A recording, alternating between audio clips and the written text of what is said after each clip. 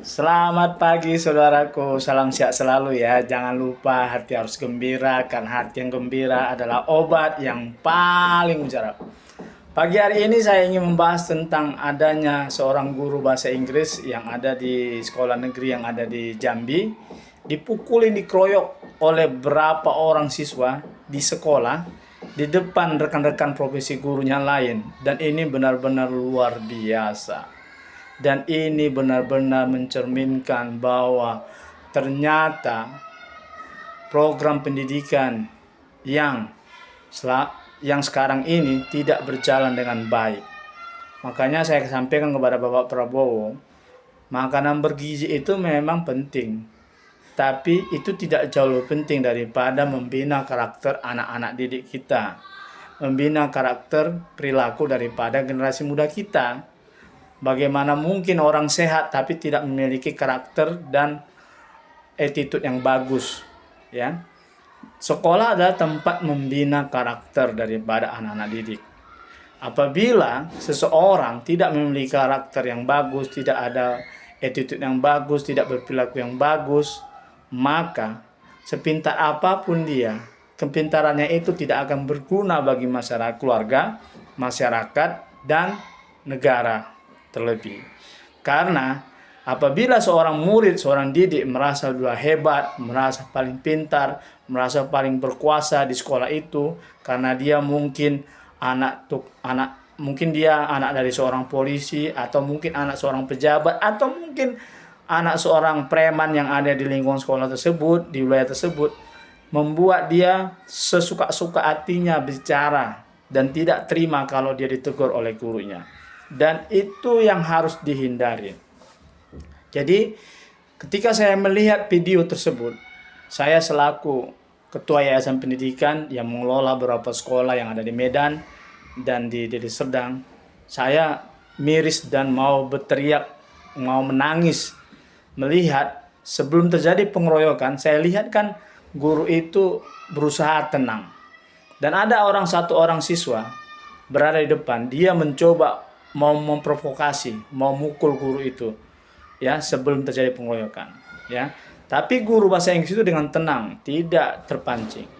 Kemudian ketika guru itu tidak lagi mau berbicara dengan murid-muridnya, dia mau keluar, itu beberapa orang siswa terprovokasi dan memukulin habis-habisan guru tersebut. Jadi guru itu tersebut dia harus membela diri lah. Dia pun melakukan pembelaan diri. Dan pembelaan diri itu siapapun manusia. Saya sendiri pun kalau dikeroyok seperti itu, saya juga harus membela diri. Yang luar biasanya saya lihat, di mana peranan kepala sekolah, di mana peranan guru-guru yang lain tidak dapat menenangkan murid-muridnya tersebut, membiarkan satu guru dikeroyok habis-habisan. Dan itu kan ada prosesnya. Dan saya sangat mendukung guru tersebut melaporkan siswa-siswa yang memukul, dan kepala sekolah dan beberapa guru yang membiarkan terjadi pembiaran di situ. Pembiaran di situ, seorang guru dipukuli, dikeroyok. Dan itu benar. Dan Polda Jambi harus memprosesnya dengan adil. Tentang pernyataan daripada ketua OSIS-nya, saya sangat miris melihat pernyataan ketua OSIS-nya. Saya tidak habis pikir bagaimana seorang ketua OSIS mengatakan ada satu guru selama mengajar katanya dia menindas. Bagaimana mungkin seorang guru bahasa Inggris melakukan penindasan? Kan sekolah itu kan ada kepala sekolah, ada aturan yang berlaku. Masalah tentang karakter seorang guru, cara mengajarnya berbeda-beda, itu harus kita terima. Ada guru yang tidak mau tahu kepada siswanya. Yang penting dia tiap bulan dapat gaji dan mengajar. Dan itu banyak saya jumpai di sekolah negeri. Ya, guru-guru yang sekolah negeri itu banyak yang tidak mau tahu pembinaan karakter tentang siswanya. Kenapa? Karena dia kan digaji negara. Itu satu. Kedua, dia takut kalau dia keras terus dia emosi memukul siswanya, nanti dia dilaporkan. Ketiga, banyak guru-guru negeri sudah menggadaikan, meminjam uang ke bank, sehingga setiap bulan dia hanya mendapatkan beberapa ratus ribu, sehingga semangatnya ngajar tidak ada lagi. Makanya jangan heran anak-anak dari keluarga orang kaya, kelas menengah ke atas, tidak akan mau mengirim anaknya sekolah ke negeri. Banyak. Jadi rata-rata anak-anak orang kaya tidak akan mau mengirim anaknya sekolah ke sekolah negeri. Karena apa? Karena dilihatnya banyak oknum-oknum guru yang di negeri sekarang ini tidak mau tahu tentang pembinaan karakter daripada anak didiknya dan membiarkannya. Itu saya sudah lihat sendiri. Ya. Karena ada 3 hal. Yang pertama, guru-guru yang ada di negeri itu kan merasa saya dibayar negara kok. Dia tidak takut dipecat karena tidak gampang memecat guru yang ada di negeri.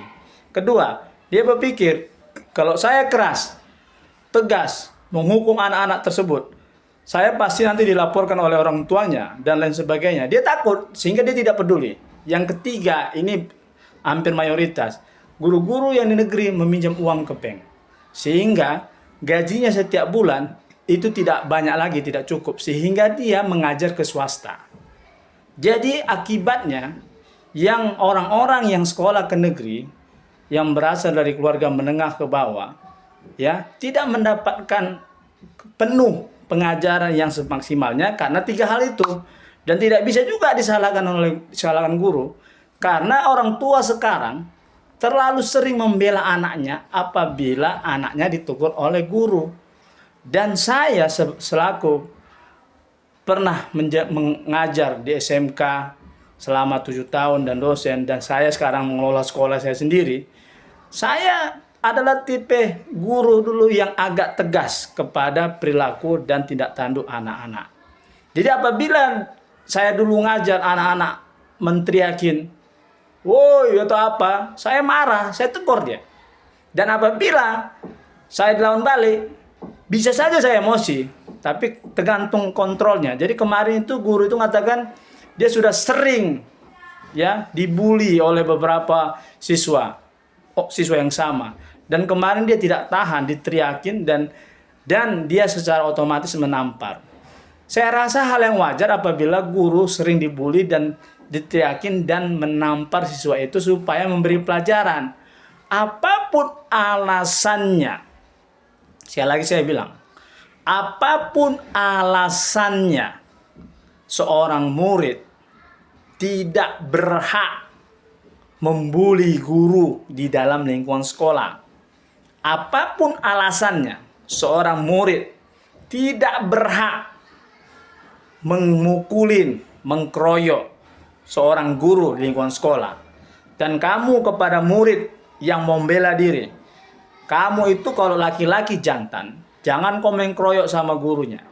Kalau kamu memang betul-betul laki-laki yang jantan, kau tunggu aja gurunya di luar sekolah. Kau ajak berduel 1 lawan 1. Jadi dengan pengkeroyokan itu, kalian semua murid-murid SMK yang ada di Jambi itu, saya mengatakan kalian itu pengecut.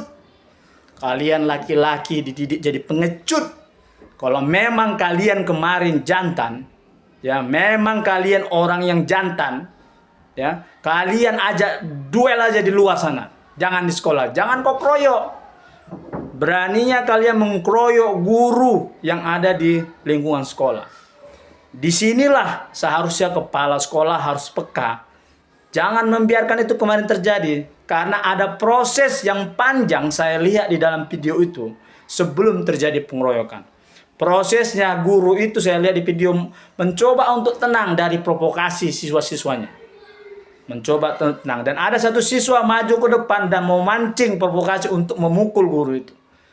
Dan ketika guru itu tidak tahan lagi diprovokasi, dia mau menghindar, mau masuk ke ruangannya. Disitulah dikejar. Bagaimana mungkin seorang murid mengejar gurunya dan memukulinya rame-rame? Dari segi kejantanan laki-laki, kalian itu murid-murid yang belajar sana, kalian itu pengecut, berani mengkeroyok. Itu dari segi kejantanan laki-laki. Dari segi moral kalian, kalian itu tidak lagi bermoral.